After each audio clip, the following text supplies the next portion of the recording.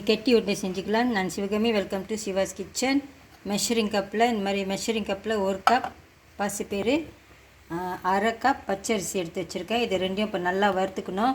இந்த பாசிப்பயிரை நல்லா சுத்தமாக கல்லெலாம் இல்லாமல் நல்லா சுத்தம் பண்ணி எடுத்து வச்சுக்கோங்க. இப்போ இதை வறுத்துக்கலாம்.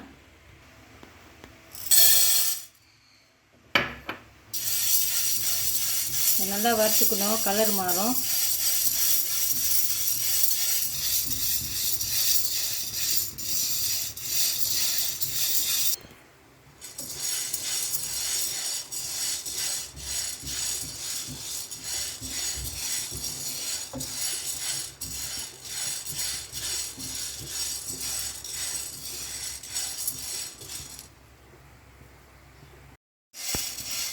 பாசிப்பயிறு நல்லா இந்த மாதிரி கலர் மாறி வரும், அது வரைக்கும் நல்லா வறுத்துக்குங்க. நல்லா வாசம் அடிக்கும். இது வறுத்தது போதும். ஒரு பிளேட்டில் எடுத்து வச்சுக்கலாம்.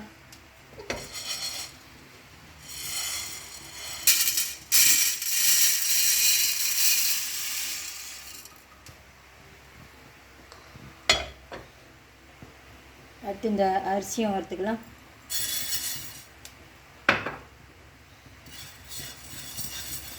இதை நல்லா ஒரு கலர் வர வரைக்கும் வறுத்துக்குங்க. இந்த அரிசி வறுக்க தான் கொஞ்சம் நேரம் ஆகும். இன்னும் கொஞ்ச நேரத்தில் இதை இறக்கி வச்சிடலாம். அரிசி நல்லா இறக்குற இந்த மாதிரி கலர் வர வரைக்கும் வறுத்துக்குங்க. இது வறுத்தது போதும். இப்போ இதையும் பாசிப்பயிறு கூட கொட்டி வச்சுக்கலாம்.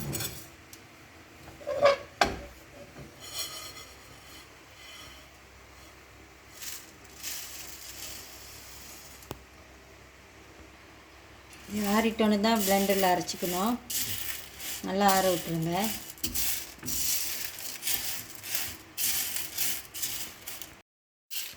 நல்லா ஆறிடுச்சு. இப்போ அரைச்சிக்கலாம். கொஞ்சம் கொஞ்சமாக போட்டு அரைச்சிக்கோங்க.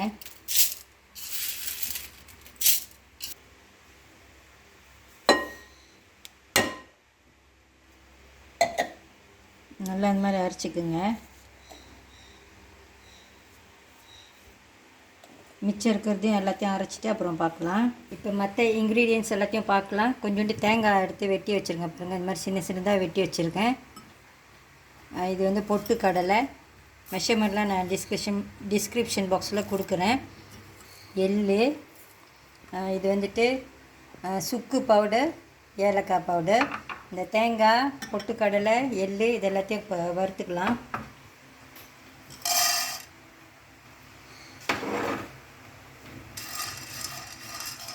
நல்லா வறுத்துக்குங்க.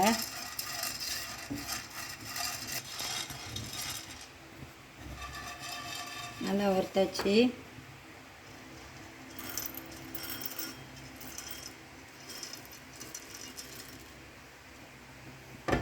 அடுத்து எள்ளு வறுத்துக்கலாம்.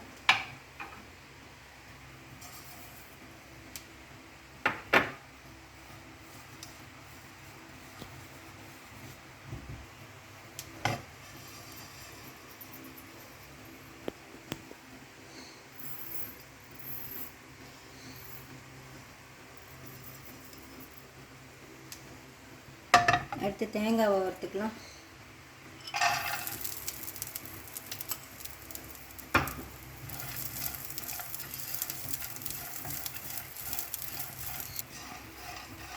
தேங்காவும் வறுத்தாச்சு. இதையும் ஒரு மங்கள் எடுத்து வச்சுக்கோங்க.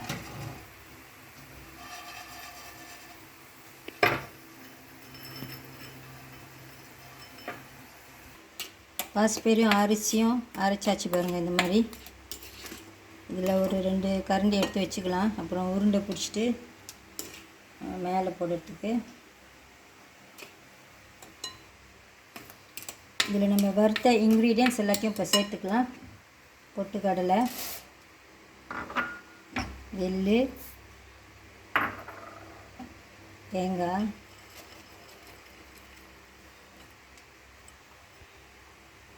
சுக்கு, ஏலக்காய் பவுடர்,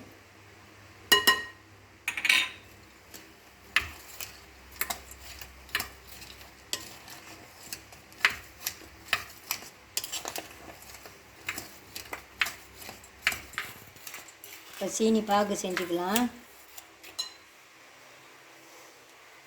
கருப்பு சீனி, இதில் மண் இருக்காது, நான் அப்படியே எடுத்துக்கிறேன். தண்ணி,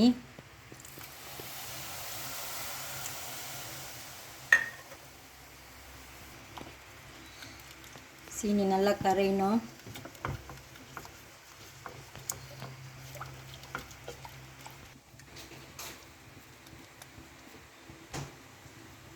இது பபிள்ஸ் வர ஆரம்பிச்சிருச்சு பாருங்கள். இது ஃபுல்லாக எல்லாம் பபிள்ஸ் வரணும், அது வரைக்கும் இதை வச்சு காய்ச்சிக்குங்க.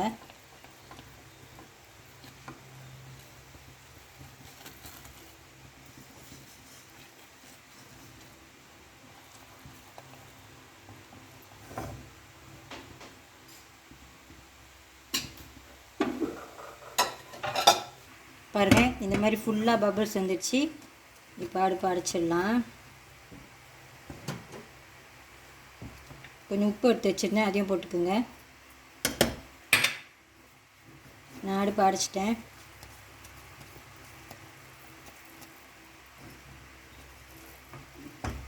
இறக்கி வச்சிடலாம். கொஞ்சம் கொஞ்சமாக மாவு போட்டு பிடிச்சிக்கிட்டா கொஞ்சம் ஈஸியாக இருக்கும்.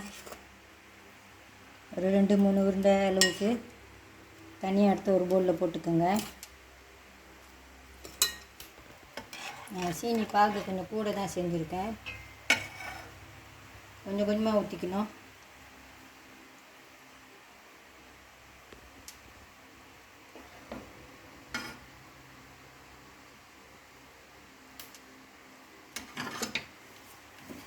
கரண்டியில் கிண்டிடுங்க, இல்லைன்னா கையில் சூடுபடும்.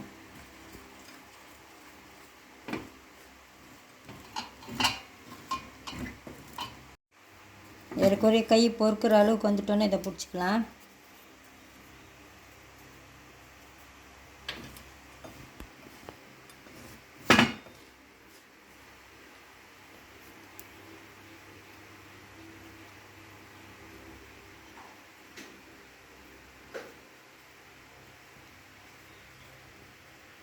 சட்டுன்னு பிடிக்கணும், இல்லைன்னா அது இங்கேயே கிராஸ் ஆகிடும்.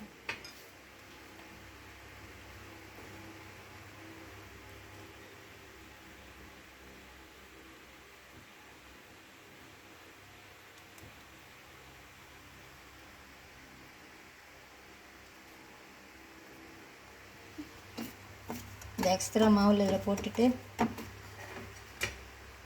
வச்சுருங்க.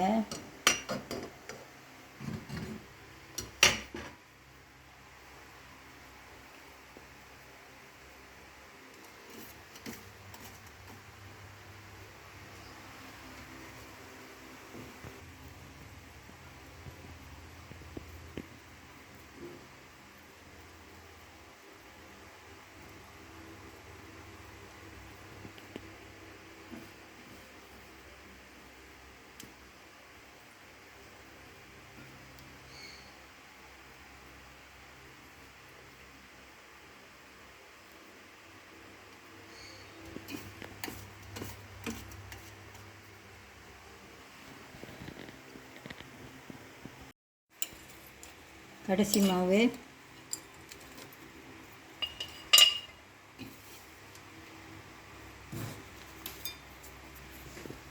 ஒரு ஆளை பிடிக்கிறதுனா இந்த சீனி வந்துட்டு கடைசி உருண்டை பிடிக்கிற வரைக்கும் கொஞ்சம் ஆறி போயிடும். நான் கீழே ஒரு சுடு தண்ணி போட்டுட்டு அந்த பானைக்கு மேலே வச்சுருக்கேன் பாருங்கள். அப்போ தான் சீனி கொஞ்சம் சூடாகவே இருக்கும்.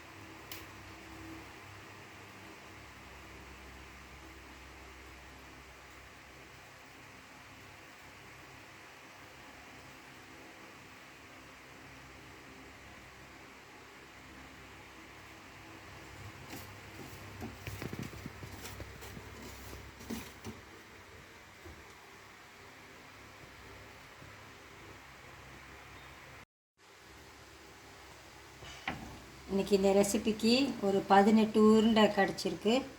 18 உருண்டை வரும். அவசரமாக பிடிச்சனால ஒரு ஒரு ஒரு உருண்டை பெருசு, ஒரு உருண்டை சின்னதாக அது மாதிரி இருக்குது. நீங்கள் கரெக்டாக பார்த்து பிடிச்சிக்குங்க. நான் அது சாஃப்டாக இருக்கிறப்பவே ஒரு உருண்டையை வெட்டி வச்சுருக்கேன் பாருங்கள். இந்த மாதிரி நீங்கள் உள்ளுக்கு பார்க்கணும் அப்படின்னு. இப்போ இது கிராஸ் ஆயிடுச்சு. இந்த வீடியோ உங்களுக்கு பிடிச்சிருந்துச்சுன்னா லைக் பண்ணிவிட்டு ஷேர் பண்ணிவிட்டு சிவாஸ் கிச்சன் சேனலுக்கு சப்ஸ்கிரைப் பண்ணிக்கோங்க.